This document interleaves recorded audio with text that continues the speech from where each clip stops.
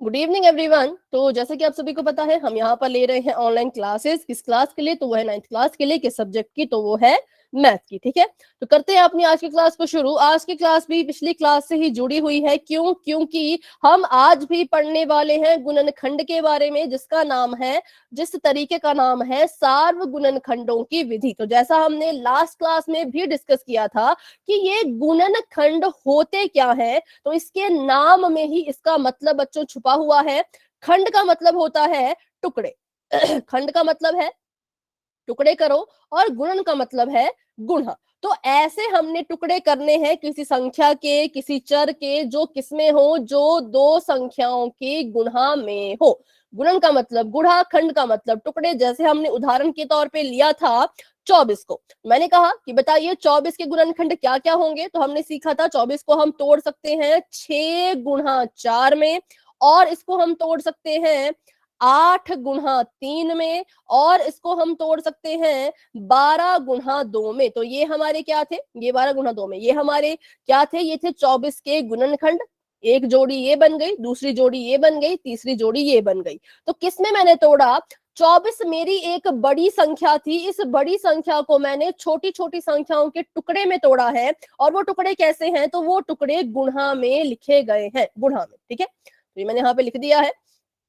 तो इन्हें ही कहा जाता है गुणनखंड। अब बात करें संख्या के गुणनखंड की, तो हमें आते हैं संख्या के, हमें पहाड़े आते हैं, हम पहाड़ा पढ़ते हैं और गुणनखंड बनाते हैं। लेकिन वहीं अगर क्या हो जाए, वहीं पे अगर हमारे पास कोई चर आ जाए, किसी चर के गुणनखंड बनाने को कहा जाए, जैसे कि y की घात में 5, तो इसके गुणनखंड कैसे बनाए जाएंगे? बहुत ही आसान है, इसकी घात को हटाना है। इसकी घात को हटाने के लिए क्या किया जाएगा? तो y को यहाँ पर 5 बार लिखा जाएगा, 1 2 3 4 5, और बीच में निशान लगाया जाएगा गुणा का, क्योंकि हमने अभी अभी पढ़ा गुणनखंड का मतलब किसी भी चीज की गुणा में उसको लिखना है। हमने कहा संख्या के गुणनखंड आ गए, चर के गुणनखंड आ गए। कभी साथ में संख्या आ जाए, उसके साथ में चर आ जाए, तो कैसे गुणनखंड बनाएंगे? बहुत ही आसान है। पहले अपनी संख्या की गुणनखंड बनाइए। 18 की गुणनखंड बनाएंगे तो वो होता है 6 3 18। लेकिन फिर मैंने ये भी हमने सीखा था कि कभी भी इसको बड़ी संख्या में नहीं बनाना है। हमेशा कोशिश ये करना कि 18 को आप ऐसी संख्याओं में तोड़ो जिसको और ज्यादा तोड़ा ना जा सके। मुझे दिख रहा है कि 6 के भी मैं अभी गुणनखंड बना सकती हूँ, जो कि है 2 गुणा में 3। तो मैं इस 6 को यहां से हटा दूंगी, और इस 6 की जगह पे मैं लिख दूंगी 2 गुणा 3। ठीक है, 6 को हटा दिया मैंने, क्योंकि 6 को और तोड़ा जा सकता था, तो मैंने इसको लिख दिया 6 की जगह पे 2 गुणा 3। तो उत्तर मेरा वही आएगा। देखो 2 3 6, गुणा करो 2 3 6, 6 3 18, उत्तर वही आया। लेकिन मैंने किसमें लिखा? तो छोटी से छोटी संख्या में। उसके बाद x का स्क्वायर हो रहा है, तो x को हम यहाँ पे 2 बार लिखेंगे, क्योंकि स्क्वायर का मतलब होता है इस चीज को 2 बार लिखो। अब कुछ बच्चे पूछेंगे 18 का स्क्वायर क्यों नहीं किया? तो 18 का स्क्वायर बच्चों तब होता अगर इसके बाहर ऐसे ब्रैकेट लगाए जाता। ठीक है, इसके बाहर अगर ब्रैकेट होता, ब्रैकेट के बाहर 2 होता, तब हम दोनों का स्क्वायर करते। पर यहाँ पे क्या हुआ? स्क्वायर सिर्फ x के सिर पे था, तो हमने सिर्फ x को ही 2 बार लिखा। तो ऐसे किए जाते हैं गुणनखंड, जब संख्या भी हो और चर भी हो। अब चलो ये भी हो गया। अब अगर सवाल थोड़ा सा बड़ा आ जाए, ऐसा आ जाए 5h जमा 15, तो इसको कैसे हल करेंगे? अब ये तो बहुत बड़ा है, इसको तो हम कुछ सॉल्व करने के लिए कुछ मिल भी नहीं रहा। तो इन सवालों को कैसे हल किया जाता है उसको ही हम आज सीखेंगे। पिछली क्लास में भी थोड़ा सा सीखा था, आज भी हम वहीं से शुरू करेंगे। तो अभी अगर आपको इन तीनों के बारे में पता लग गया कि कैसे कैसे गुणनखंड बनाए जाते हैं, तो वाई टाइप करें, और सभी बच्चे वाई टाइप करें। जिसकी तरफ से कोई रिस्पॉन्स नहीं आएगा, ऐसा माना जाएगा वो क्लास में नहीं है। ठीक है, चलो। तो सीमा का आंसर आ चुका है, अंजू का आंसर आ चुका है, 2 ही बच्चों के अभी तक आंसर आए हैं। कपिल ने अपना आंसर दे दिया है। ठीक है, कुशाल, समीर, सत्यम, जया, इनके अलावा बहुत से बच्चे क्लास में। बच्चों अपना अपना रिस्पॉन्स करें, आंसर करें। अगर समझ आ गया तो वाई लिखेंगे, नहीं समझ आया तो माइक ऑन करके पूछेंगे। क्लास में है 11 बच्चे, तो 11 मुझे उत्तर यहाँ पर चाहिए। अभी मेरे पास आए हैं उत्तर कितने बच्चों के? तो 1 2 3 4 5 6 7 8 ही बच्चों के आंसर आए हैं, 4 बच्चे अभी तक उन्होंने आंसर नहीं दिया है। तो चलिए पता करते हैं वो 4 बच्चे कौन कौन हैं। तो अभी धीरज का आंसर नहीं आया, नितिन का आंसर नहीं आया, दीपांशु का आंसर नहीं आया, और जया का आंसर आ चुका है, सतम का आंसर भी आ चुका है। तो धीरज एंड नितिन, बच्चों कोई डाउट है तो माइक ऑन करके पूछ लें या चैट बॉक्स में लिख लें। लेकिन अगर डाउट नहीं है, समझ आ गया है, तो आप क्या करेंगे, वाई टाइप करेंगे। तो धीरज का आंसर आ चुका है, नितिन का आंसर अभी रहता है। तो नितिन बेटा डाउट है तो पूछें।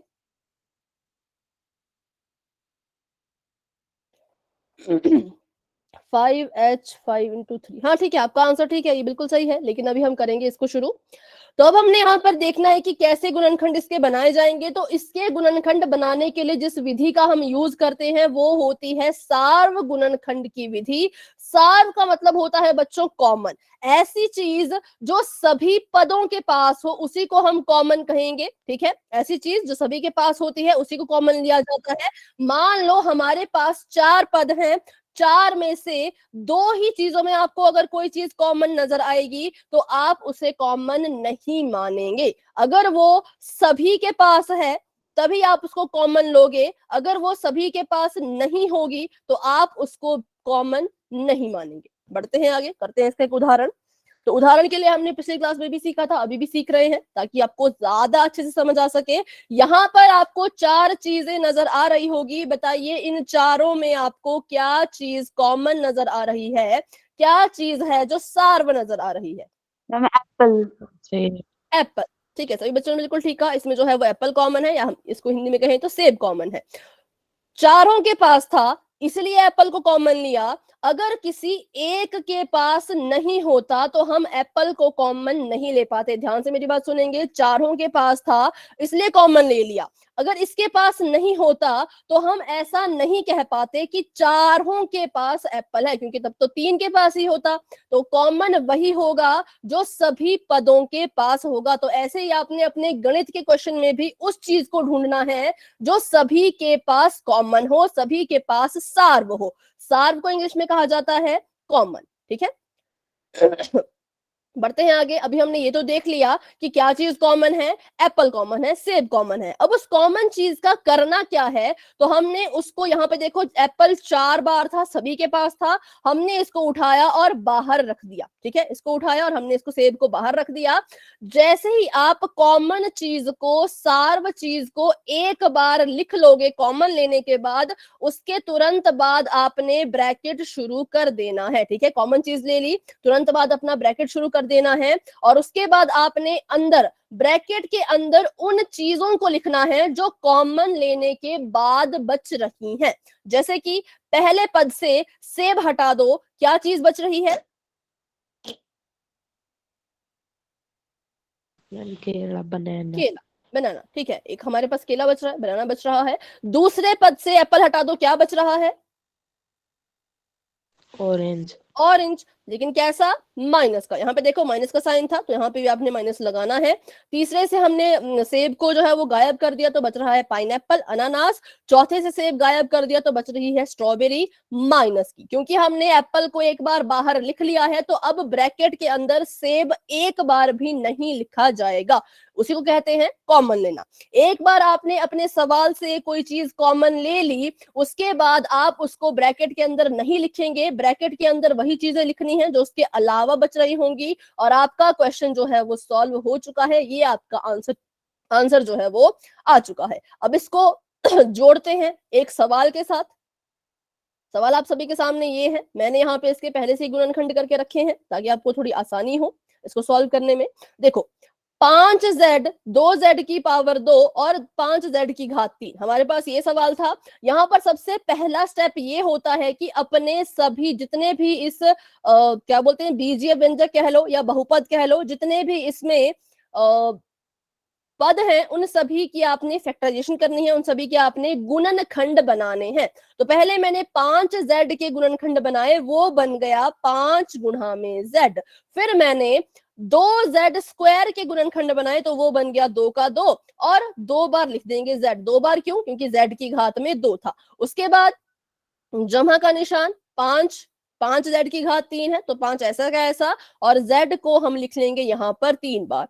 फिर हमने देखना है कि क्या चीज इसमें कॉमन है जो तीनों के पास है। कौन है वो जो तीनों के पास है?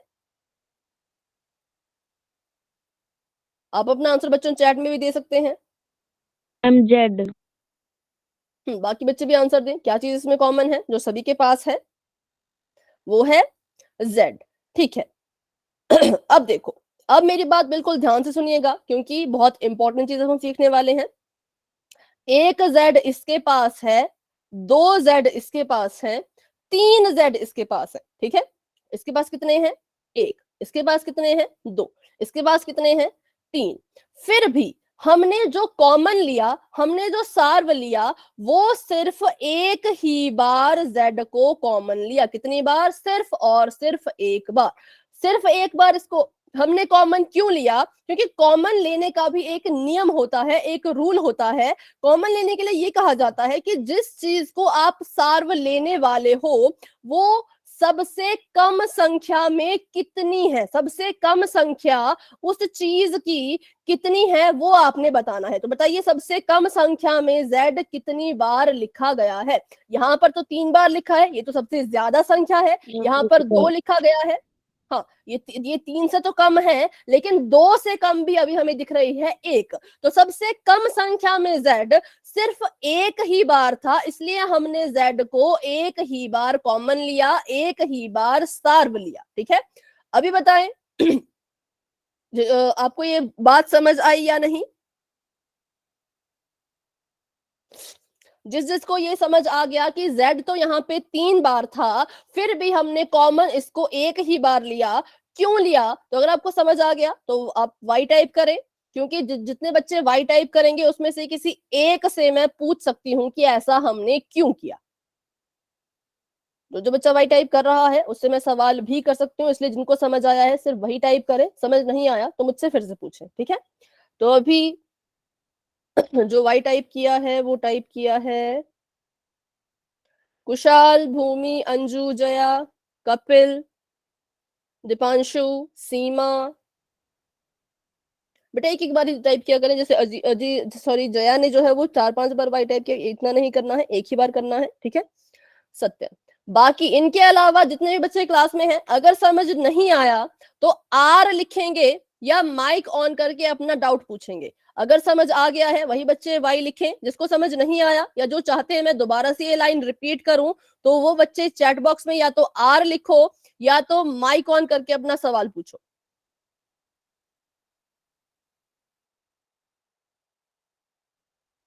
समीर, आपको कोई डाउट है तो पूछें क्योंकि आपने चैट में वाई टाइप नहीं किया है। दीपा, अजय, ठीक है, तो मैं इनके नाम देखो, जो बच्चे रिस्पॉन्स नहीं करेंगे उनका मुझे नाम लिखना पड़ेगा क्योंकि उससे ऐसा लगता है कि आप क्लास में नहीं है। तो ये नया रूल यहाँ पे बना है। तो अभी मुझे रिस्पॉन्स नहीं मिल रहा अजय की तरफ से। अजय बेटा अगर आप क्लास में हैं, अजय बेटा अगर आप क्लास में हैं तो बताएं कि आपको समझ आ गया। अगर नहीं समझ आया तो माइक ऑन करके मुझसे पूछें। ठीक है, आपने कहा है आर, समीर ने कहा है रिपीट। ठीक है, रिपीट करेंगे, लेकिन उससे पहले मैं पूछ रही हूँ अजय से और नितिन से। बच्चों कोई डाउट है आप दोनों को तो पूछें, नहीं तो चैट में वाई टाइप करें। मैम कोई डाउट नहीं है। ठीक है, कोई डाउट आपको नहीं है, ठीक है। चलो, तो अभी के लिए दीपांशु बेटा आप अपना माइक ऑन करें। आपने कहा कि आपको समझ आया, आप अपना माइक ऑन करें और मुझे बताएं कि हमने z को एक ही बार कॉमन क्यों लिया। क्यों हमने z को क्यों एक ही बार कॉमन लिया?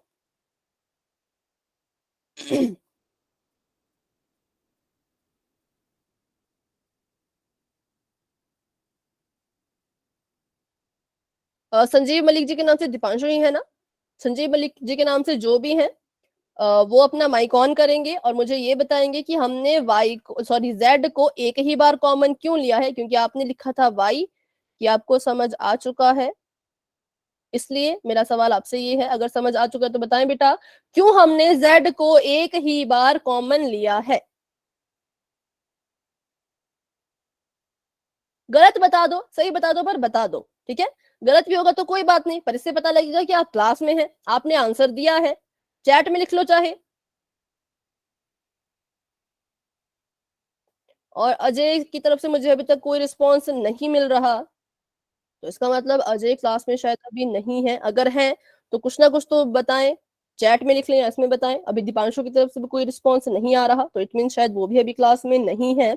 चलो, तो समीर ने कहा था रिपीट करने को, तो करते हैं इसको रिपीट कि क्यों हमने z को एक ही बार कॉमन लिया। सबसे पहला सवाल तो ये है कि हमने z को ही क्यों कॉमन लिया, क्योंकि z ही वो चीज है जो इसके पास भी है, इसके पास भी है, इसके पास भी है। तो हमने कहा z को कॉमन ले लेते हैं, z सभी के पास था, जो चीज सभी के पास नजर आएगी उसको ही कॉमन लेना है। अच्छा, 5 मुझे यहां पर दिखा, 5 मुझे यहां पर दिखा, ये दोनों तो कॉमन थे, फिर भी मैंने 5 को कॉमन क्यों नहीं लिया?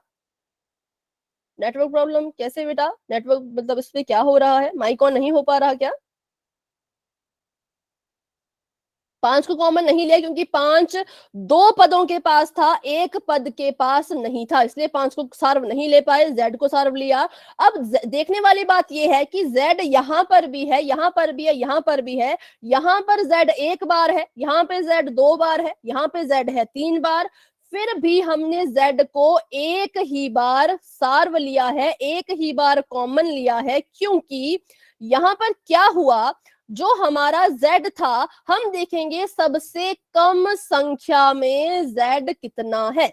सबसे कम संख्या में जो है वो z कितना है, तो पता कीजिए। हमने देखा सबसे कम संख्या में z एक ही बार था, इसलिए z को हम सिर्फ एक बार ही कॉमन लेंगे, एक बार ही सार्व लेंगे। ठीक है, ये था इसका रीजन कि क्यों ऐसा करना होता है। अभी बताएं समीर बेटा, कोई डाउट है?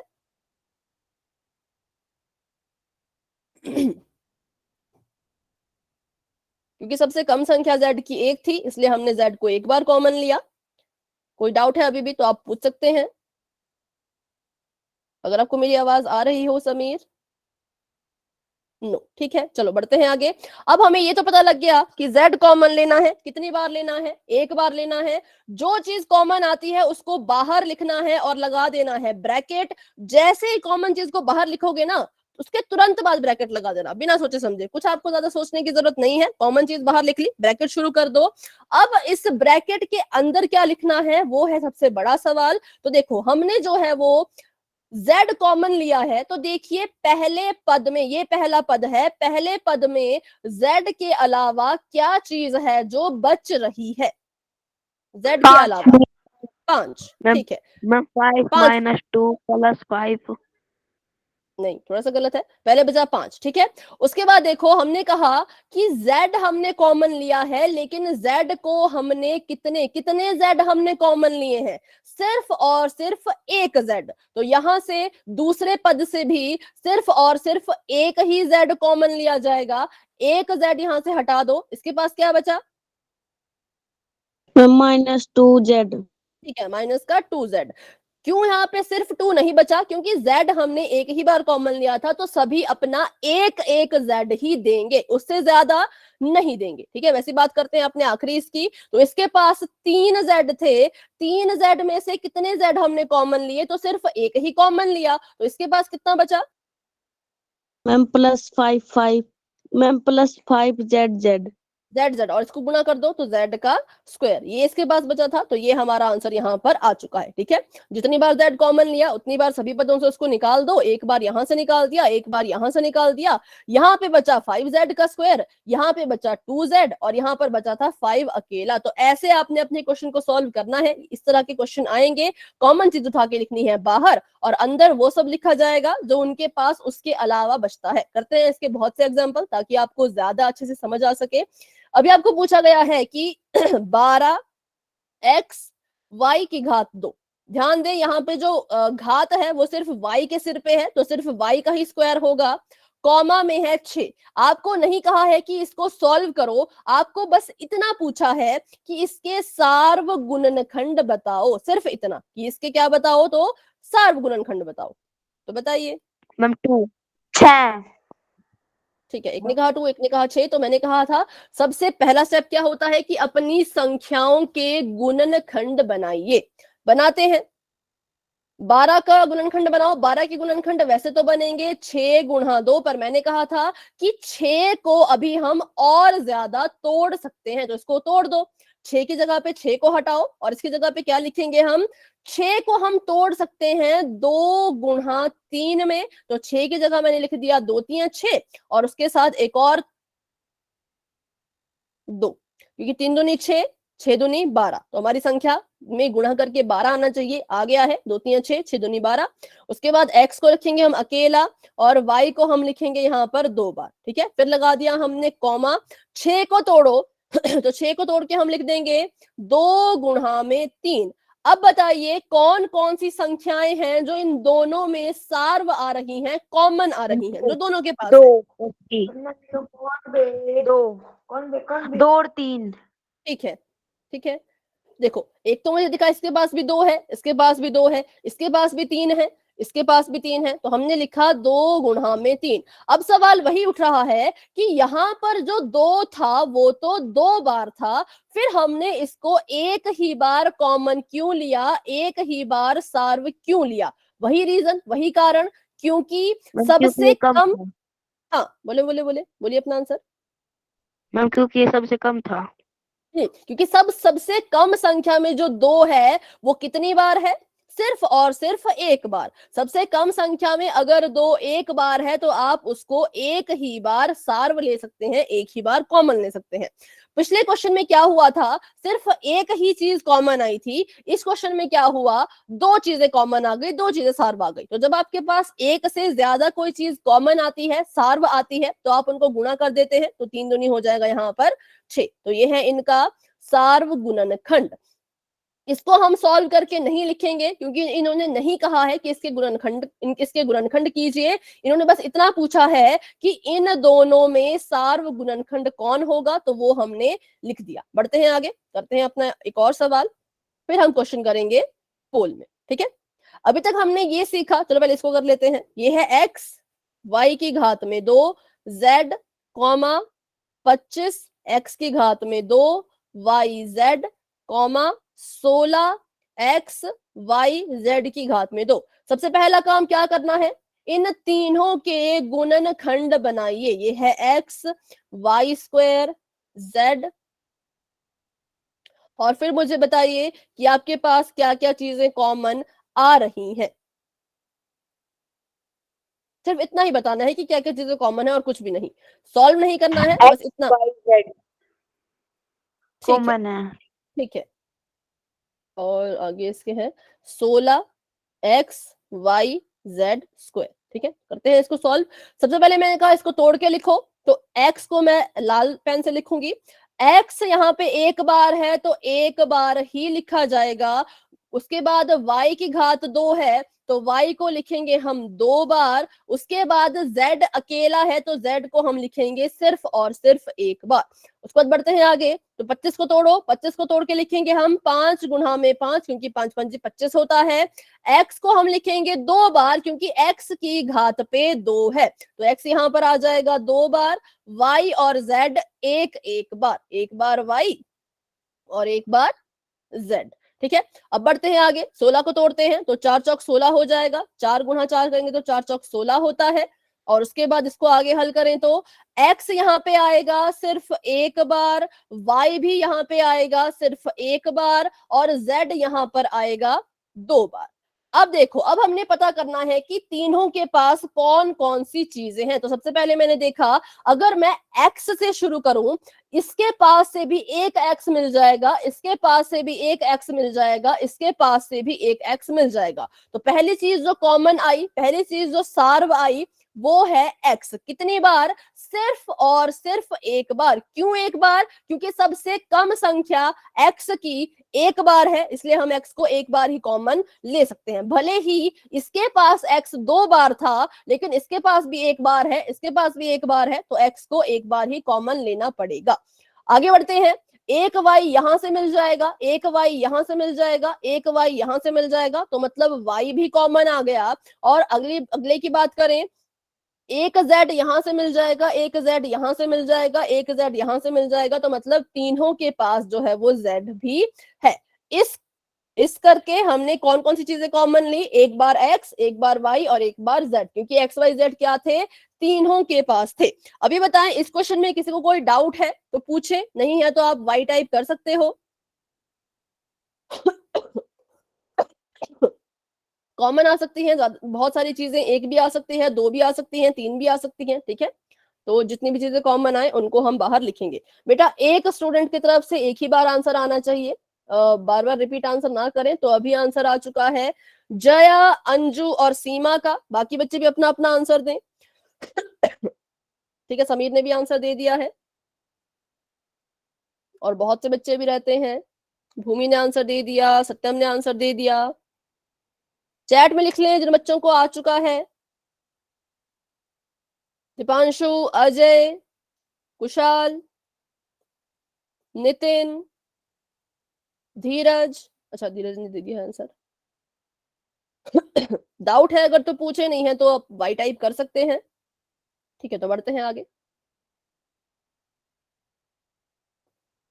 आंसर दे बेटा, यस और नो। ठीक है, आपने कहा यस, ठीक है। तो अभी हमने ये तो सीख लिया कि इन सभी के बीच में चीजें कॉमन आ रही थी, हमें दिख रही थी, तो हमने अपना सवाल कर लिया है हल। अब एक सवाल लेते हैं और उसको सॉल्व करते हैं कि उसका सोल्यूशन क्या होगा, उसका हल क्या होगा। अगर मैं लिखूं 2x, 4x की घात 2 और 5, तो बताइए इन तीनों में, ध्यान देना, इन तीनों में आपको क्या चीज कॉमन नजर आ रही है, क्या चीज आपको सार्व नजर आ रही है? कुछ भी नहीं। ठीक है, एक ने कहा कुछ भी नहीं, एक ने कहा 1, लेकिन अभी बात करते हैं देखने में। तो इन तीनों में हमें कुछ भी कॉमन नजर नहीं आया। मैंने कहा जब मैंने देखा तो कुछ भी कॉमन नहीं है। क्यों? क्योंकि देखते हैं क्यों कॉमन नहीं है। क्योंकि अगर मैं ध्यान से देखूं तो 2 इसके पास मिल जाएगा, 4 को तोड़ेंगे तो 2 दूनी 4 बनता है, 2 इसके पास भी मिल जाएगा, लेकिन 2 इसके पास किसी भी कीमत पे नहीं मिलेगा, क्योंकि 5 कभी भी 2 की गुणा में नहीं लिखा जा सकता। क्या कोई ऐसा नंबर है जिसको आप 2 से गुणा करो और 5 आए? नहीं है। 2 एकम 2, 2 दूनी 4, 2 तिया 6, 5 तो आया ही नहीं। तो 2 हमें यहां से नहीं मिल सकता। बात करें x की तो एक x यहां से मिल जाएगा, इसके पास 2x है, एक x यहां से मिल जाएगा, पर इसके पास तो x भी नहीं है, तो x हमें यहां से भी नहीं मिलेगा। तो जब तीनों के पास कुछ भी कॉमन नहीं मिल रहा, इनके पास कॉमन था लेकिन इसके पास जब नहीं मिला, तो हम कहेंगे कि इनमें कुछ भी कॉमन नहीं है। लेकिन हमें पता है गणित में क्या होता है, जिसके पास कुछ नहीं होता उसके पास हमेशा एक होता है। किसमें? तो गुणा के केस में। गुणा के केस में कभी भी देख लो, घात देख लो, x लिखते हैं, x की घात में कुछ नहीं होता, एक होता है। y लिखते हैं, y के साथ कोई गुणा नहीं कर रहा पर एक कर रहा है। जब भी ऐसा दिखे हमें कि इनके पास तो कुछ नहीं है, तो उनके पास हमेशा ही एक होता है। अगर आपको कोई भी ऐसा सवाल दिखेगा इसमें तीनों के पास कुछ भी सार्व नहीं होगा, कुछ भी कॉमन नहीं होगा, दिखने में कुछ नहीं, लिखने में हमेशा एक, ठीक है।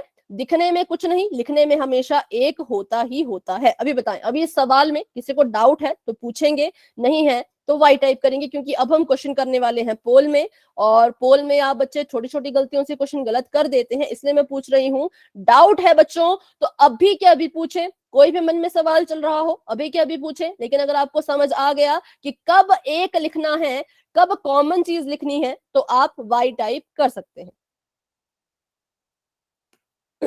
ठीक है, तो अभी भी सिर्फ 3 ही बच्चों के आंसर आए हैं। देखो मुझे बार बार बोलना पड़ता है कि सभी अपनी तरफ से आंसर दीजिए, सभी अपनी तरफ से आंसर दीजिए। अगर आप क्लास में हैं, आपको मेरी आवाज आ रही है, तो खुद अपने आंसर बच्चों दिया करें, बार बार मुझे बोलने की जरूरत नहीं पड़नी चाहिए, ठीक है। मैम फोन हैंग हो जाता है एकदम। कॉल एंड हो जाता है, आपने ऐसा कहा? नहीं मैम, फोन हैंग हो जाता है। अच्छा, हैंग हो जाता है, ठीक है ठीक है। हाँ, पर उसका आंसर दे दिया करें, थोड़ी 5 सेकंड तक तो शायद ठीक हो जाता होगा, है ना, 5-6 सेकंड तक। Yes ma'am. ठीक है, चलो तो अभी के लिए एक क्वेश्चन हम करने वाले हैं पोल में, क्योंकि पोल से ज्यादा अच्छे से मुझे पता लग पाता है कि कितने बच्चों को समझ आए, कितने बच्चे डाउट में हैं। सबसे पहले तो आपने ये देखना है कि जितने पद दिए गए हैं उन सभी पदों में कुछ ना कुछ कॉमन हो। अगर आपको लगा कि कुछ भी कॉमन नहीं दिख रहा, दो के पास है, तीसरे के पास नहीं है, एक के पास है, बाकी दो के पास नहीं है, कुछ भी कॉमन नहीं दिख रहा हो तो आपने कहना इनके पास एक है जो सार्व है, जो कॉमन है। तो बढ़ते हैं अपने सवाल की तरफ। सवाल आप सभी के सामने ये है, क्वेश्चन आप देखिए यहाँ पर आपके सामने लिखा गया है 2x, 3x की घात 2, 4। आपने बताना है इन तीनों में सार्व गुणनखंड कौन। बेटा माइक ऑफ रखें, अभी अभी के लिए कोई बच्चा माइक ऑन नहीं करेगा। सार्व गुणनखंड कौन है ये आपने बताना है, आंसर देना है पोल सेक्शन में, जो कि आपको थोड़ी ही देर में नजर आने वाला है। ये तीनों चीजें आपको दी गई हैं, अच्छे से इसको देखिए और आंसर आपने देना है पोल सेक्शन में। चलो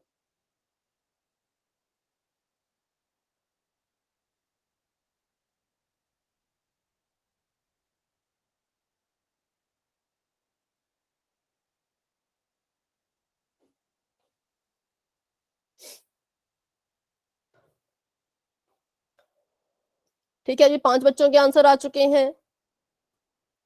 क्लास में हमारे पास अभी है 15 बच्चे, नहीं सॉरी 14 बच्चे,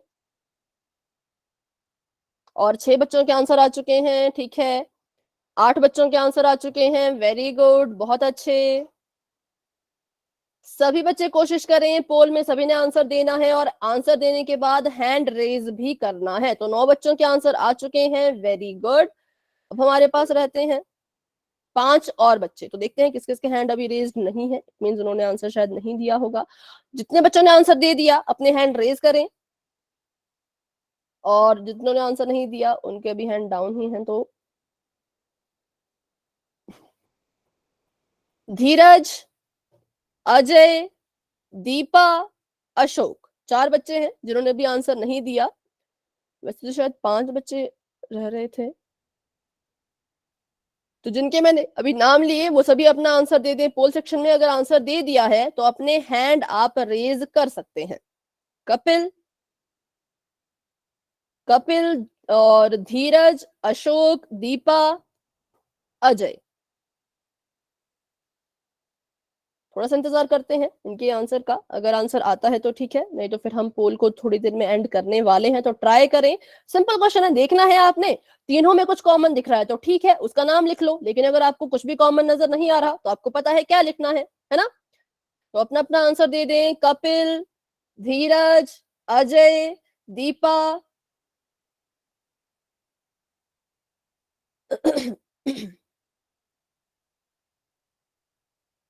ठीक है, तो देखिए अभी फिर से, अच्छा माइक ऑन करके बताओ, जो बच्चा इसको सॉल्व अभी कर रहा है वो माइक ऑन करके बताओ, कपिल, धीरज, अजय और दीपा में से। देखिए फिर से आपकी तरफ से बच्चों को कोई रिस्पॉन्स नहीं आ रहा, फिर मुझे कैसे पता लगेगा आप क्लास में हो या नहीं हो। क्लास को आपने ज्वाइन तो कर लिया, लेकिन प्रेजेंट हो या नहीं उसका पता कैसे लगाया जाए। ठीक है, तो अभी 4 बच्चे के नाम आ चुके हैं जो क्लास में अभी प्रेजेंट नहीं है।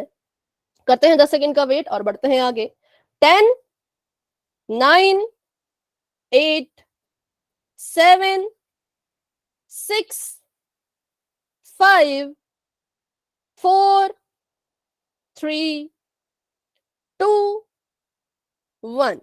ठीक है, 11 बच्चों ने आंसर दे दिया था, जिसमें से एक है अजय और एक है धीरज। ठीक है, आप सभी को रिजल्ट जो है वो शो हो रहे होंगे जहां पे आपने आंसर दिया है वहीं पर। एक मिनट, ठीक है, तो चैट आपकी ओपन हो चुकी है और कितने बच्चों ने किस ऑप्शन को अपना आंसर चुना है वो भी आपको नजर आ रहा होगा।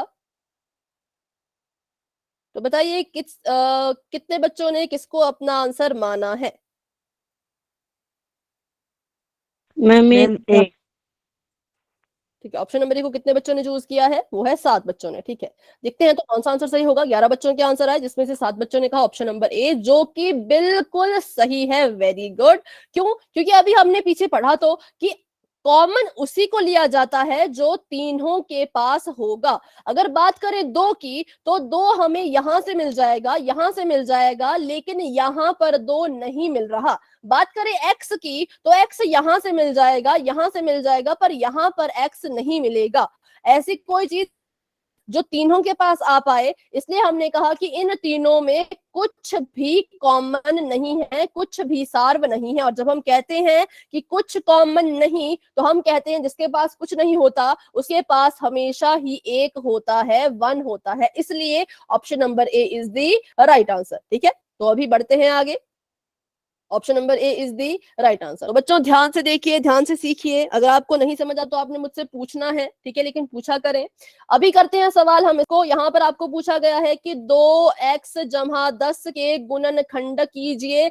किससे करने हैं? सभी को पता है, सार्व गुणनखंड वाली विधि से। तो बहुत ही सिंपल है, सबसे पहले इनके गुणनखंड बनाओ। 2 को तोड़ो गुणनखंडों में तो आ जाएगा 2 गुणा में x, बीच में है जमा का निशान तो जमा का निशान लगा लिया। 10 को तोड़िए गुणनखंडों में तो 10 टूट के कितना आएगा बताएं जरा। 10 को तोड़ो, 2 गुना 5। 2 गुना 5, वेरी गुड, 2 गुना में 5। अब बताइए इन दोनों में क्या चीज कॉमन है? मैम 2। मैम 2। सिर्फ और सिर्फ 2। 2 इसके पास भी है, 2 इसके पास भी है, तो हम कहेंगे सिर्फ 2 कॉमन है। जो चीज कॉमन आती है उसको हम बाहर लिख लेते हैं। तो यहाँ पे मैंने 2 को उठा के बाहर लिख दिया। कॉमन चीज लिखने के तुरंत बाद ब्रैकेट शुरू करेंगे। तो बताइए ब्रैकेट के अंदर मैं क्या लिखूं? मैम x गुना 5। गुणा नहीं होगा बेटा, x प्लस प्लस। देखो यहां से मिला हमें x, क्योंकि 2 तो हमने बाहर कॉमन ले लिया, 2 को हटाइए, क्या बच रहा है?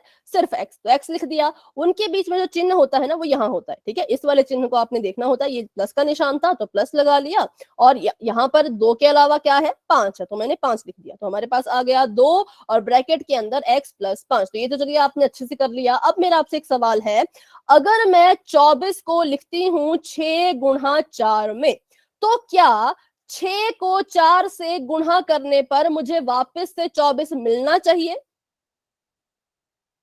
Yes ma'am. मिलना चाहिए, बिल्कुल सही है, क्योंकि गुणनखंड का मतलब ये होता है कि हमने इस बड़ी संख्या को छोटे में तोड़ तो दिया, लेकिन जब इसको वापस से गुणा करेंगे, इन दो छोटी संख्याओं को वापस से गुणा करेंगे, तो 24 आंसर में आना ही चाहिए, तभी तो वो उसके गुणनखंड हुए। तो अगर संख्याओं में ऐसा हो रहा है तो क्या व्यंजक में भी ऐसा होगा? चेक कर लेते हैं। हमारा सवाल था 2x जमा में 10, हमने इसके गुणनखंड बनाए, तो इसके गुणनखंड बने एक तो 2 और गुणा में x जमा 5, ये इसके 2 गुणनखंड बने। तो इसका मतलब ये है अगर 2x जमा 10 के गुणनखंड करने पर ये मिल रहा है, तो इसको वापस से गुणा करने पर हमें 2x प्लस 10 भी मिलना चाहिए। गुणनखंड बनाने तो आ गए, अब इन गुणनखंडों से वापस से व्यंजक बनाना सीखते हैं। तो अब कैसे सॉल्व करेंगे इसको? तो बिल्कुल सिंपल है, जो चीज हमने ब्रैकेट के बाहर लिख के रखी होती है ये, ठीक है, इसको हम बारी बारी अंदर वाली संख्याओं से गुणा करेंगे। तो मैंने 2 को लिया, 2 की गुणा कर दी x में, फिर इसी 2 की गुणा करनी है 5 में। क्यों करें हम दोनों से गुणा? क्योंकि जब हमने 2 को बाहर कॉमन लिया था तो इससे भी कॉमन लिया था, इससे भी कॉमन लिया था, तो जब 2 को अंदर गुणा करेंगे तो पहले पद से भी गुणा करेंगे और दूसरे पद से भी गुणा करेंगे, तभी तो हमारा आंसर आएगा। करते हैं गुणा। तो यहां पर आ गया 2x जमा में 2 गुणा 5 करो तो 5 दूनी 10। तो देखो हमारा सवाल क्या था? बिल्कुल सही, हमारा सवाल यही तो था, 2x जमा में 10। तो इससे हमने ये सीखा कि जब हम किसी कि आपको अगर किसी चीज के गुणनखंड दिए होंगे तो उनको आपने अंदर गुणा करके पता लगाना होता है कि इसका बीजीय व्यंजक क्या रहा होगा। तो कैसे पता लगाना है? बिल्कुल सिंपल है, बाहर वाली चीज से अंदर वाली चीजों को बारी बारी गुणा करके। चलो तो बढ़ते हैं अभी आगे। ऐसा एक और सवाल बाद में भी हम करेंगे, उससे पहले एक क्वेश्चन कर लेते हैं पोल में। पहले एक प्रैक्टिस क्वेश्चन कर लेते हैं। मान लो आपके पास सवाल है 3HM जमा 15M, तो इसका आपने मुझे बताना है हल करके क्या उत्तर आ रहा है। सार्व चीज क्या आएगी वो भी बताइए, और ब्रैकेट के अंदर कौन कौन रह जाएगा वो भी बताइए, ठीक है। Ma'am 1 plus m। 1 plus M कैसे?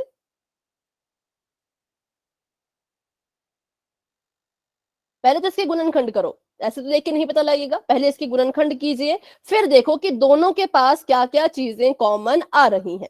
1 + m कॉमन आ रहा है ऐसा आप कह रहे हैं, या आपका ऐसा आंसर आ रहा है? No 3 + m। ठीक है, प्लस नहीं करेंगे, आपने 3 और m ठीक है, लेकिन प्लस नहीं करेंगे। 3 को m से गुणा करेंगे, दो चीजें कॉमन आ रही हैं 3 और m, तो इनको आपस में गुणा किया जाता है, ऐसा लिखा जाता है गुणा करके 3m। तो 3m यहाँ पे कॉमन आ रहा है, चलो ये भी हमें पता लग गया। अब 3m कॉमन लेने पर, 3m जब मैं बाहर कॉमन लेके लिखूं तो बताइए पहले पद के पास क्या बच रहा है? Ma'am h। h। और दूसरे पद के पास क्या बच रहा है? मैम 5। 5, और साथ में कुछ भी नहीं। हाँ ठीक है, सिर्फ इतना ही। चलो अभी हमने देखा कि आंसर ऐसा ऐसा आ रहा है, अब जाते हैं भूमि बेटा सब कुछ ठीक था, बस आपने 5 के साथ m लगा दिया है, वो नहीं होगा, ठीक है, बाकी आपका आंसर ठीक था। अभी देखते हैं कि इस आंसर तक हम पहुंचे कैसे। अभी तो हमने आंसर लिख लिया, अब करेंगे बात कैसे इस तक पहुंचना है। बहुत सिंपल है, पहले तो इसके गुणनखंड बना लो। गुणनखंड मैंने बनाए 3 गुणा h गुणा m, बीच में था जमा का निशान, तो मैंने जमा का निशान लगा दिया, अभी लगा रही हूं मतलब, फिर मैंने यहाँ पे जमा का निशान लगा दिया, और 15m को भी तोड़ा। 15 को तोड़ोगे किसमें तोड़ोगे? 5 गुणा 3 15, और साथ में m है तो गुणा में m भी लिख दिया। अब ये पता करो कि दोनों में क्या चीज कॉमन है, क्या चीज सार्व है। सबसे मेन स्टेप हमारा ये होता है। तो मैंने देखा 3 यहां पर भी है, 3 यहां पर भी है, m यहां पर भी है, m यहां पर भी है, तो इसका मतलब कि हम 3 को और m को बाहर कॉमन ले सकते हैं। बीच में बेटा प्लस का साइन मत लगाना, जैसा आपने कहा था, तो उसको ध्यान में रखना कि अगर एक से ज्यादा चीज कॉमन आती है तो उसको आपस में गुणा कर दिया जाता है। तो गुणा करके आ जाएगा 3m, और 3m अगर कॉमन ले लिया, उसको बाहर लिख दिया, तो ब्रैकेट शुरू कर देना है तुरंत। अब बताओ 3 और m को बाहर कॉमन लेने पर पहले पद के पास क्या बच रहा है? देख के बताना, बिल्कुल सिंपल है, देखो क्या बच रहा है। मैम h हमें दिख गया, h था तो हमने लिख दिया अंदर h। बीच में था जमा का निशान, तो उस निशान को जरूर लगाएं, उसको ऐसे कैसा ना छोड़े।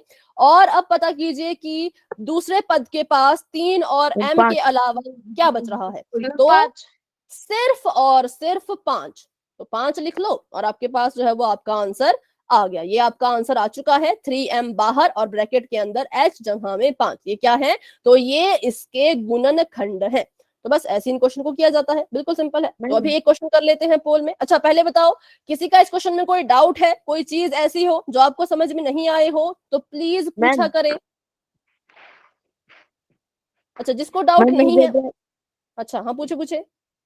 मैम जो ब्रैकेट के बाहर होता है उनको वो जो ब्रैकेट के अंदर होते हैं उनसे गुणा करनी पड़ती है। अभी नहीं करेंगे, देखो अभी हमारा आंसर जो है वो इतना आएगा, अभी हम इसको सॉल्व नहीं करेंगे। लेकिन अगर आपको सवाल ऐसा, अभी आपको क्या पूछा था? अभी आपको पूछा था कि इसके गुणनखंड बनाओ, ठीक है, आपको कहा था कि ये यहाँ से शुरू हो रहा है, यहाँ पे खत्म हो रहा है, तो इसके गुणनखंड बनाओ। तो हमने गुणनखंड बनाए।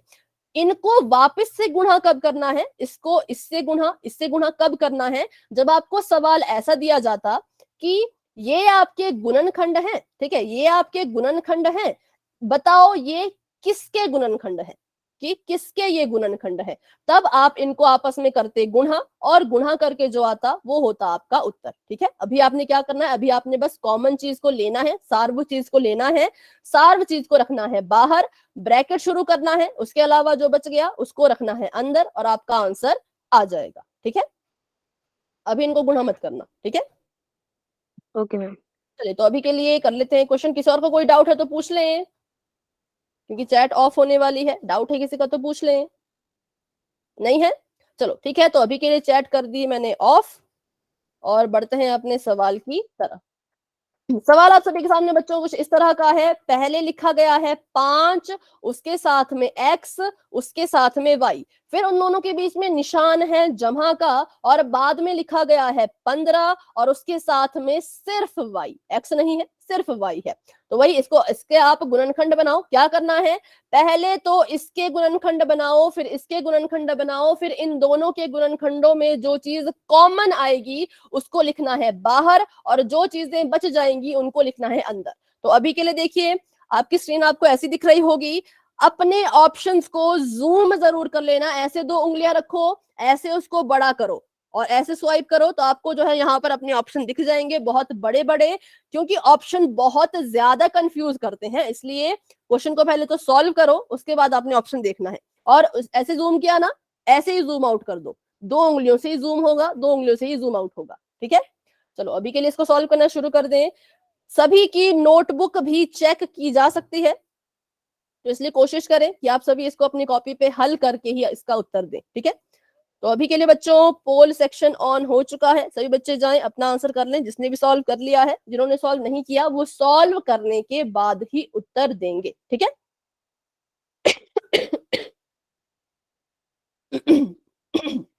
और ऑप्शन को जरूर जूम कर लेना, क्योंकि जूम करके ही आपको ज्यादा अच्छे से समझ आएगा कि क्या चीज कहाँ लिखी गई है, ठीक है। चलिए अभी 4 बच्चों के आंसर आ चुके हैं, वेरी गुड, बहुत अच्छे। सभी कोशिश करें, कोशिश सभी ने करनी है। पोल एंड होने के बाद कैमरा ऑन करके नोटबुक भी सभी ने दिखानी है और उसके बाद ही हम क्लास को आगे बढ़ाएंगे, ठीक है। और जो बच्चे कैमरा ऑन नहीं करेंगे तो रीजन बताना है कि क्या रीजन है, क्यों नहीं कर पा रहे हैं। अभी नहीं करना, अभी कोई मत करना, अभी बस अपना आंसर दो, ठीक है। 5 बच्चों के आंसर आ चुके हैं, क्लास में हमारे पास है अभी 12 बच्चे। तो जिसने आंसर किया है बच्चों वही अपना हैंड रेज करें, जिसने आंसर नहीं किया वो अपना हैंड डाउन ही रखेंगे, ठीक है, वो अपना हैंड रेज नहीं करेंगे।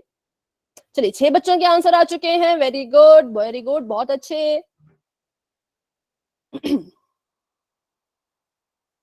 5xy जमा 15y, 5 के साथ x भी है y भी है, लेकिन 15 के साथ सिर्फ y है। तो पहले उसको तो अच्छे से हल करो, सॉल्व करो, इसके गुणनखंड बनाओ, 15 को तोड़ो, उसके बाद देखो क्या क्या चीजें कॉमन आ रही हैं और क्या क्या चीजें बच रही हैं, ठीक है। चलिए तो अभी 7 बच्चों के आंसर आ चुके हैं, वेरी गुड, बहुत अच्छे। 8 बच्चों ने अपने आंसर दे दिए, शाबाश बच्चों, काफी अच्छा आप सभी कर रहे हैं, बहुत बढ़िया बहुत बढ़िया। ठीक है, अभी अशोक कुमार जी के नाम से अशोक ही है ना, मतलब आपका नाम अशोक ही है, या अगर कुछ और नाम है तो माइक ऑन करके बता दें। अच्छा आपका नाम अशोक ही लिखा है यहाँ पर, अशोक है, ठीक है। 9 बच्चों के आंसर आ चुके हैं, वेरी गुड, बहुत अच्छे।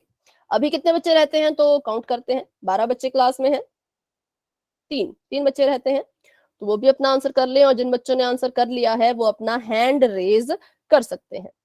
तो अभी हैंड रेज है भूमि, सीमा, सत्यम, नितिन, अशोक, समीर, अंजू, अजय और दीपांशु के, ठीक है। और हाँ धीरज का भी हैंड रेज है, तो इन बच्चों ने हैंड रेज किया मतलब इन्होंने आंसर दे दिया है। तो अभी रहते हैं कपिल और कुशाल, ठीक है बच्चों, अगर आपने भी आंसर दे दिया हो तो आप अपने हैंड रेज कर देना, कपिल एंड कुशाल, ठीक है। कुशाल ने आंसर दे दिया, इट मींस, तो इसका मतलब कोई ऐसा है जिसने हैंड तो रेज किया पर आंसर नहीं दिया, ऐसा हो सकता है क्या? क्योंकि 9 ही बच्चों के आंसर आए हैं और हैंड रेज हैं अभी 1 2 3 4 5 6 7 8 9 10 11 बच्चों के। तो ऐसा नहीं करे बच्चों, अगर आंसर दिया है तो हैंड रेज करो, नहीं दिया है तो नहीं करो, ठीक है। तो इसका भी पता लगाते हैं, जिन बच्चों ने आंसर दिया वो हैंड डाउन करके रेज करें, जिन बच्चों ने आंसर दिया वो पहले हाथ को नीचे करें। हाँ, सीमा, अंजू, अजय, समीर, नितिन, दीपांशु, कुशाल ने तो मेरे सामने हैंड रेज किया था, धीरज एंड नितिन बच्चों अगर आपने आंसर किया है तो हैंड डाउन करके रेज करें। अशोक बेटा अगर आपने आंसर किया है तो हैंड डाउन करके रेज करें। कपिल की तरफ से मुझे कोई रिस्पॉन्स नहीं मिल रहा। चलिए तो अभी हम कर लेते हैं 10 सेकंड्स का वेट। 10 9 8 7 6 5 4 3 2 1। पोल हो चुका है एंड इसका रिजल्ट आपको अपनी स्क्रीन पे जो है वो नजर आ रहा होगा कि कितने बच्चों ने किस ऑप्शन को चुना है, ठीक है। चलो तो देखते हैं यहाँ पर, सॉल्व करते हैं। पहले तो सॉल्व करने के लिए मैंने कहा था बहुत ही आसान है, इसके पहले गुणनखंड बनाने हैं। तो 5 के तो गुणनखंड नहीं होते, तो इसको मैंने लिख दिया 5 गुणा में x गुणा में y, बीच में लगा लिया जमा का निशान। 15 को तोड़ के लिख देंगे हम 5 गुणा में 3 गुणा में y। ये वाला स्टेप सभी को समझ आया? किसी को समझ नहीं आया तो पूछे, मैंने बस इनको तोड़ तोड़ के लिखा है, ठीक है। 5 को गुणा x गुणा y करके और 15 को लिखा 5 गुणा में 3, साथ में y था तो वो भी साथ में लगा लिया। अब बताइए कि इनमें क्या क्या कॉमन आ रहा है।